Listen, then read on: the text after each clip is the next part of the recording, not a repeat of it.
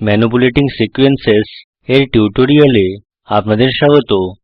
এখানে আমরা বায়োপাইথন টুলস ব্যবহার করব একটি র্যান্ডম ডিএনএ সিকোয়েন্স বানাতে, নির্দিষ্ট স্থানে ডিএনএ সিকোয়েন্স স্লাইস করতে, নতুন সিকোয়েন্স বানাতে, দুটি সিকোয়েন্স একসাথে শ্রেণীবদ্ধ করতে, সিকোয়েন্সের দৈর্ঘ্য নির্ণয় করতে, পৃথক বেসেস বা স্ট্রিং এর অংশের সংখ্যা গণনা করতে, একটি নির্দিষ্ট বেস বা স্ট্রিং এর অংশ খুঁজতে, একটি সিকোয়েন্স অবজেক্টকে পরিবর্তনযোগ্য সিকোয়েন্স অবজেক্টে বদলাতে। টিউটোরিয়ালটি অনুসরণ করতে স্নাতক স্তরের বায়োকেমিস্ট্রি বা বায়োইনফরমেটিক্স এবং মৌলিক পাইথন প্রোগ্রামিং সম্পর্কে জানতে হবে। না হলে প্রদত্ত লিঙ্কে পাইথন টিউটোরিয়াল দেখুন। টিউটোরিয়ালটি রেকর্ড করতে ব্যবহার করছি উবুন্টু ওএস সংস্করণ 14.10, পাইথন সংস্করণ 2.7.8, আইপাইথন ইন্টারপ্রেটার সংস্করণ 2.3.0, বায়োপাইথন সংস্করণ 1.64।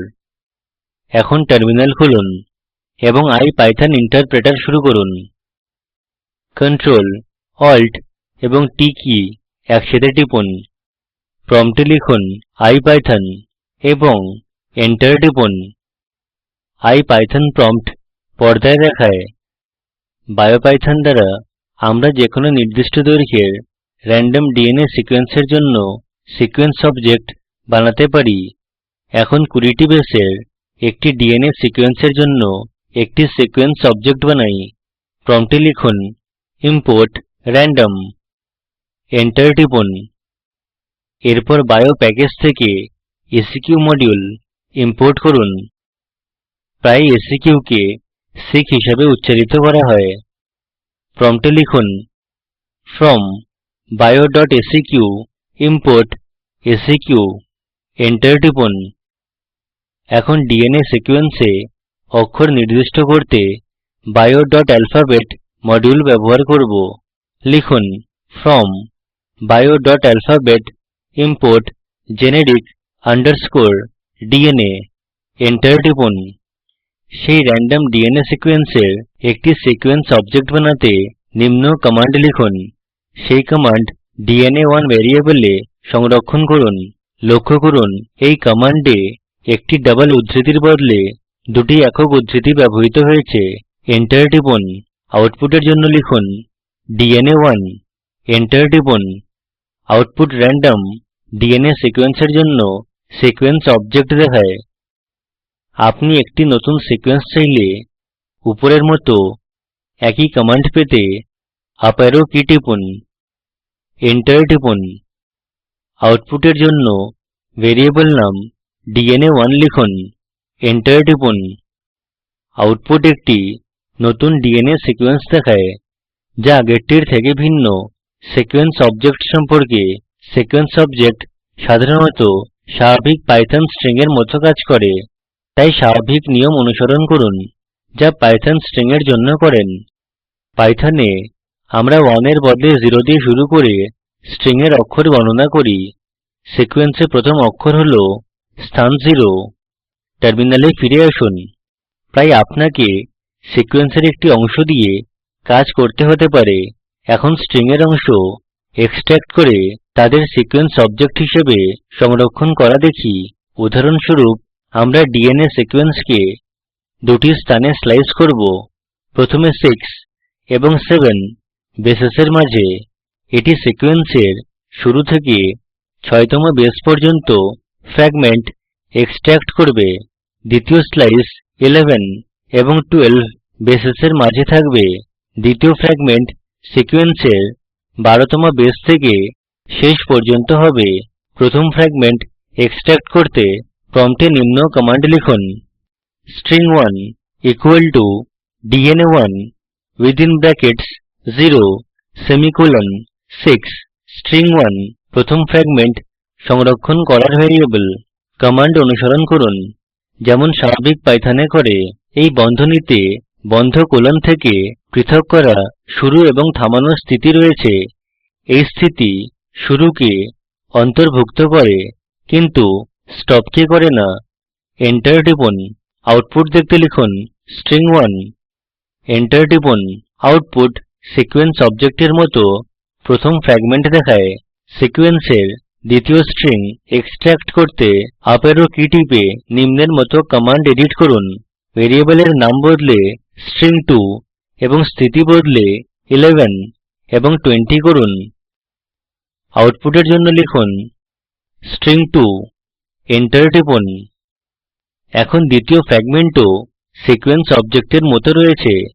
এখন শ্রেণীবদ্ধ করুন, অর্থাৎ দুটি স্ট্রিং একসাথে জুড়ে নতুন ফ্র্যাগমেন্ট বানান।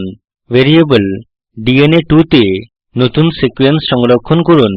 লিখুন dna2 = string1 plus string2, enter টিপুন। লক্ষ্য করুন আমরা অসঙ্গত বর্ণমালার সিকোয়েন্স জুড়তে পারি না, অর্থাৎ একটি সিকোয়েন্স বানাতে ডিএনএ সিকোয়েন্স একটি প্রোটিন সিকোয়েন্স শ্রেণীবদ্ধ করতে পারে না।